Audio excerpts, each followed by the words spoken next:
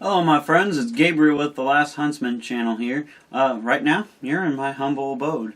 This is my man cave. In this video though, I was going to be showing you guys a top 5 guns that I would use and have for SHTF. And I'm going to explain why I would go with each one of these guns and reasons that I would pick these versus, say, other guns. So let's hop to it. Alright, so the first gun I'm going to suggest that everybody should try to get is a Glock 9mm double stacked pistol. Pick your flavor, but ideally one that you can carry on you and or have as like a good bedside type pistol. One I'm going to be showing right now. Treat every weapon as if it's loaded, finger straight and off trigger, all that good shit. This is a Glock 17. It's a Gen 4. I got a TLR1 light on it, some real nice tritium nice sights on it. But why do I choose the Glock? Well, one, the familiarity with them. There's so many parts out there. There's so much magazines and all that such. And so, they're kind of, why not? I think there's some good options out there. I think if I was going to pick something other than a Glock, if I was just hardcore anti-Glock for whatever reason, and my second choice would probably be the Smith & Wesson M&P series. Those are pretty solid options too. But the Glock, I think, is a great solid choice. The reason why I say to get one that you could carry on you, so like, for example, my concealed carry pistol is the Glock 26. Once again, it's a double stack magazine. Interchangeable magazines with all my other Glock magazines for one. Two, if I need to, I can use a 17 round magazine and a 26. But the main reason that I say 9mm, okay, I know a lot of people will say 9mm is a weak round. Compared to some, it is. You know, compared to a 357 Magnum, it is. Compared to 45 ACP, in some regards, it is. Compared to a 10mm, it is. Reason why I say 9mm is because 9mm is affordable. You can stockpile it, and everybody has it. So in a SHTF situation, 9mm is going to be the most plentiful pistol round that you can find. And now I'll see some guys like, oh, 45 this and 10mm that. Well, one, there's two reasons why I don't suggest those two calibers, or, you know, something else. Is because, one, it's expensive enough that everybody that I see that hypes up 10mm or 45, I go out to the range with them, and they can't shoot worth a shit. And the reason being, they can't afford the ammo to shoot it regular enough to shoot worth a shit. Second, and that kind of goes into the same caveat, half the times I go to their house and they're showing me their guns, and it's like they got 150, 200 rounds at best for their 45 ACP or 10mm pistol, and it's like, why don't you have any more ammo? I mean, you obviously need more ammo than that, and it's the same thing. It's, well, I can't afford that much ammo for it. Well, no shit, because you got a, you know, 45 ACP or a 10mm. So, in my opinion, get a 9mm. It's going to serve you well. Alright, so in this top 5 guns for SHTF, there's going to be some variables here, and some of this will dictate based on where you live. If you live in an urban environment, that's going to change versus, like me, I live way out in the middle of nowhere. And so, with that being said, you know, take some of this with a grain of salt, and I'll throw in some other options along with that, or just some ideas. But this is just what I would pick personally, and you know, you may adapt some of that ideas to your environment. The second gun that I would pick for SHTF is a good pump action shotgun. I'm going to more specifically lean on the Mossberg 590-500 series. Some guys are just hardcore Remington 870 fans. if that's what you like, that's what you like. I personally have had issues with Remington 870s, and some people say, "Oh, just get you an old one." Well, that's not real practical to try to find, you know, some 1960s Remington 870. But at the same time, even with some of the old ones, I've seen some of the same issues that, you know, they claim the new ones have. So I'm not a big Remington 870 fan. I personally like a Mossberg 590. This thing has served me well. It's very reliable. I personally would say go with a 12 gauge, but some people prefer a 20 gauge, which there's nothing wrong with a 20 gauge. I like the more capability of the 12 personally. With that being said, why do I say a pump action shotgun? I don't care what semi-auto shotgun you have. If it goes a while without being cleaned, it will fail. I've seen it happen. I've seen even the greatest Benelli M4 catastrophically fail in sandy desert type environment. So, you know, there's nothing wrong with a semi-auto shotgun. Like, say, if you're on a SWAT team and you're going straight from a vehicle to an urban, you know, dwelling, but it's something different if it's long-term potential out in the dirt and rough and all that. So a pump action generally is more reliable. Now, as far as the shotgun goes, some people argue for like a hunting barrel versus like a smoothbore, and I could kind of see both aspects of it. And ideally, I think a really good choice would be like a 500 with the 5+1 with the 18.5 inch and like a hunting barrel that you can switch in between. Personally, I like just a smoothbore tactical shotgun. I could still hunt with this, you know, for small game and such, because I'm going to be close enough that I can use that. But at the same time, with this, my third gun that I'm going to pick, it'll kind of fill in the gaps that even a smoothbore shotgun will have. But if you are concerned with more of a hunting barrel, might look into the 500 with the 5+1, the hunting barrel option. Alright, so my third gun that I would pick for SHTF is a Ruger 1022, or just a good 22 rifle in general. But I'm going to more specifically lean on the Ruger 1022. And the reason being is because they're reliable, they have good firepower for a 22, and there is just an astronomical shit ton of parts that you can change and or stock up on and keep these rifles running great. Now I will say, you probably don't want to, like on mine here for example, I have just a basic Ruger factory barrel on it, and I have a scope on it. It's fairly accurate.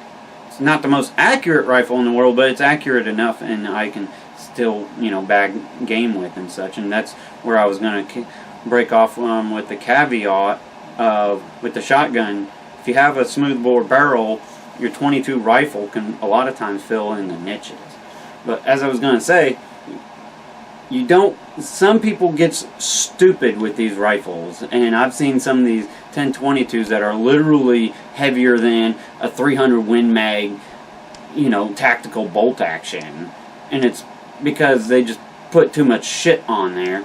And at the end of the day, it's a 22 rifle, so I like to keep mine light and handy. This Magpul stock, pretty nice. I also like this little scope on this. This is a 1x4 Bushnell. Not the greatest scope in the world, but for a 22 it works great. I've bagged a lot of squirrel and rabbits with this thing. Now, another reason why I say a 1022 is if you are out and about and you do have your 22 rifle and it just happens to be the rifle you have on you, and something goes bad and you do need something with a little more firepower, fortunately the 1022 also has these BX25 magazines in there, and these are fairly reliable. I will say they need to be cleaned, but if you keep them clean, they are fairly reliable. So would I say a 22 is the best defensive gun in the world? Hell no, it's not. But if this is what you have on you, then it's nice to have some extra firepower to go along with it. Now, this is where I'm going to break off onto another tangent. If you are in a gun control scenario where you live behind enemy lines in a former state of the United States, or you live in like Canada, Australia, or whatever, and you can't exactly own like a 22 with the 25 round magazines, or even a semi-auto in some cases, then you might, personally, I really like these Henry little lever action 22s too. These are very reliable. I will say they're more accurate than the 1022 is even. I got iron sights on this one. I've been meaning to scope it too, because as you'll see in my area calls for a scope a lot of times, and some people poo-poos on scopes and they like all the tactical red dots and stuff, and I like a red dot and I like iron sights just as much as I do a scope. But if you see, sometimes your area dictates that you do set up your guns in a certain way. Let's move on to gun number 4. Alright, so gun number 4. Gun number 4 is going to be a FDR.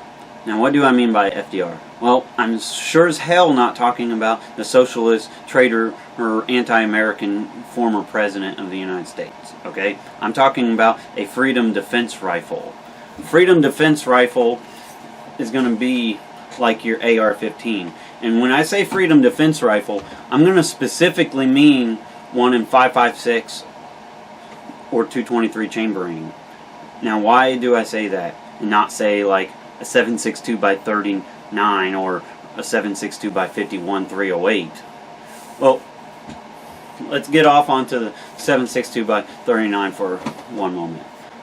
I would not ideally choose a 7.62 by 39, and the reason being is, one, within the last 10 years, AKs have completely went to shit. And so, with that being said, I don't really see a lot of good AKs for the money out there anymore. And two, in a potential SHTF situation, there's going to still be some pockets of civilization, especially I think throughout the Midwest in the United States. And 5.56 223 is still going to be produced, especially in a potential World War III or Civil War scenario. And so 7.62 by 39 will probably not be imported by Russia anymore, which is, when you say 7.62 by 39, that's mostly what you're going to mean. And a lot of people will say, well, there's American ammo for it. Well, the American ammo is not affordable, nor is it price effective, and so then, and it's probably not even really going to be produced in that scenario, or it's not even in vast quantities. And so, in my opinion, 7.62 by 39 would dry up in an SHTF scenario. Now, let's knock 308 out of the equation real quick. I see a lot of guys that's all big about their 308 battle rifles and blah blah blah blah blah blah blah, and oh, I got my FOW, or I got my SCAR, and blah blah blah blah blah. Well, it kind of goes back to the same thing as with the 45 ACP and 10 millimeter argument versus 9 millimeter. Is I see guys that constantly brags up their 308, but one, they never shoot it because, well, the ammo's too expensive, and two, it's the same thing. I'll go hang out with them at their house. Hey, check out my 308 battle rifle, blah, blah, blah, blah. Well, they got 200 rounds of ammo. Why do you only got 200 rounds of ammo? Well, it costs too much to buy, 1,000 rounds of 308. Well, my point exactly. It's worse than, and I know a 5.56 is not the best round in the world. Okay, I get that. But you know what's worse than a 5.56? Is nothing. That's what's worse than a 5.56. So, predominantly, I'm going to choose an AR-15. This is kind of my Frankenstein AR-15. I built this one. Stainless steel, 1 in 8 twist barrel. Got some don't tread on me action on there. I used the PSA lower on here. Now, on my AR-15s, I like a scope. As you'll see, my area, it kind of demands a scope. There is thick timber around here. I could go in such thick timber that you can't see 25 yards in front of you. But at the same time, you could be going less than 100 yards through thick timber, and the next thing you know, there's a 500-yard open field. And so a scope, I think, would be ideal, at least for my scenario. Now, if you live in an urban or suburban area, a red dot might be better for you, which I wouldn't argue that. On any rifle, and this goes to even the 22, as you've seen with my 1022, I like to have backup iron sights, because scopes can fail. I've seen scopes fail, and I've seen Trijicon ACOGs fail while I was served in the Marine Corps. So I know they can fail. The scope I'm rocking out on this is a Burris MTAC. It's a 1x6 scope, but why I like this one better than a lot of your traditional 1x6 scopes is it's actually a 1.5. And so some people will say it's not a true 1x scope. That's true. However, the reason why I like it is because it also has a 44 millimeter objective, if I recall right. I might correct myself. But with that being said, it has a wider field of view and more light gathering than, say, your typical 24 millimeter scope that's popular right now. And so, in all honesty, with a 1.5, I actually can see more in a wider field of view than I can with a true 1X with a 24 millimeter objective. So this is a really great scope. Check it out if you ever want. But a good freedom defense rifle. Now, in some states, and even with some of the gun control shit going on right now, these may or may not be harder to get. And so I'm not real worried about it being here in the great state of Missouri. But with that being said, first of all, tell them to go fuck themselves and get you a 80% lower and build you a AR-15. And you know why? Because the politicians and the criminals who don't follow the law, well, two sides of the, two of the same thing, they don't follow the law. So why should you? Another option for FDR is I like the Tavor a lot. It's a very time and battle proven type system too. Overall, if you could only pick one, I would still say an AR-15 over the Tavor, even though I love the Tavor a lot. And the reason being is because there's just more, it's like the Glock. There's just more parts, there's just more there's just more aftermarket support for them, and you can just stockpile up on parts. Parts for this Tavor is astronomically expensive, and they're far and few between. So, that's just to you guys who likes anything other than an AR-15. Now, if you are behind enemy lines and you are in like a gun control state or country or something like that, and you can't own any of those, I would still suggest getting a 5.56 rifle, and ideally one that can take an AR magazine. And the reason being is because an AR-15 magazine is the most common magazine, and the ammo is the most common rifle ammo, especially in a SHTF situation. If you're part of a NATO country, try to get you a 5.56 rifle, okay? Now, to guys behind enemy lines like upstate New York or maybe Australia or Canada, a really good option that I think would be one of these guys right here. This is a Mossberg MVP. I got a little 10-round magazine in it. Yes, all my guns are loaded. I keep them ready to go.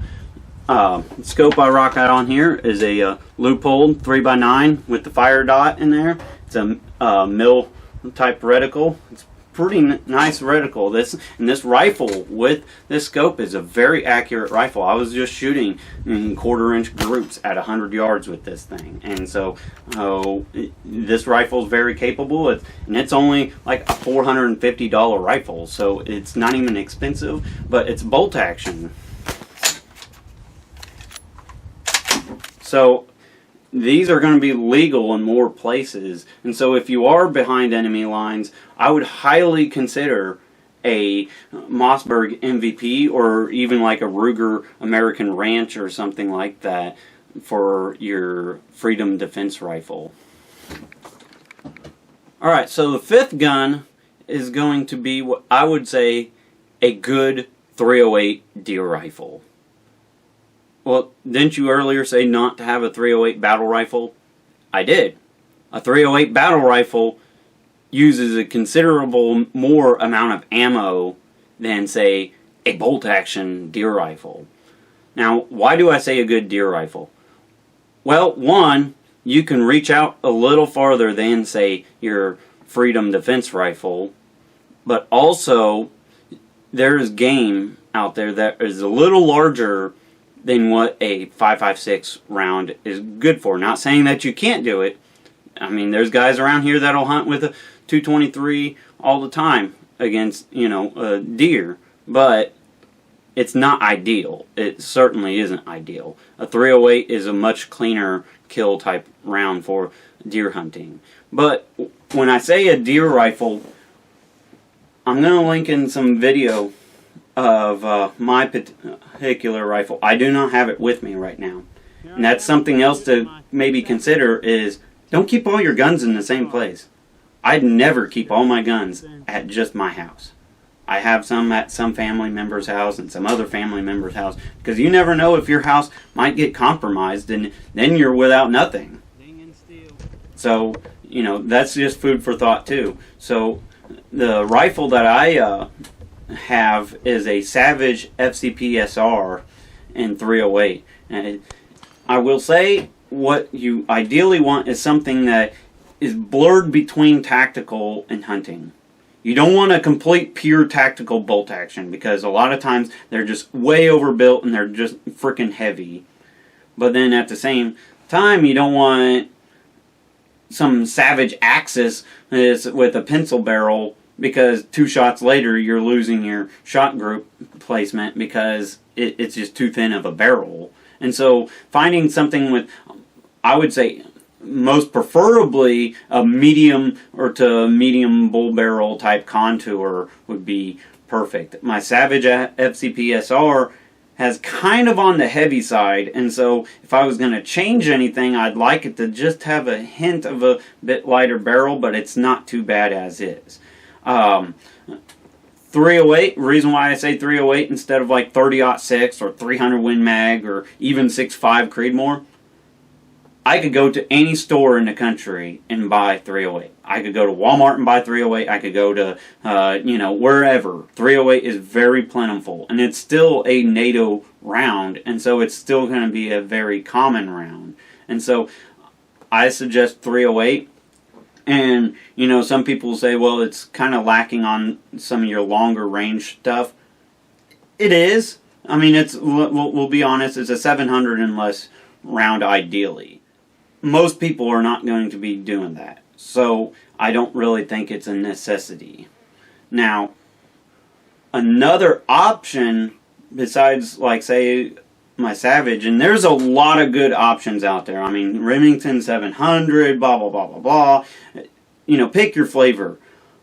In my opinion, I think a really good option would be the Henry Long Ranger because one, it has iron sights, which is a good backup, but two, it is so light and the barrel is still like a decent medium contour that it's not going to just start stringing shots after a few shots. So a good Henry Long Ranger, I think, would be a great option, and I've honestly seriously considered trading my Savage for one. But with all that being said, be prepared both physically and spiritually. God bless, and carry on.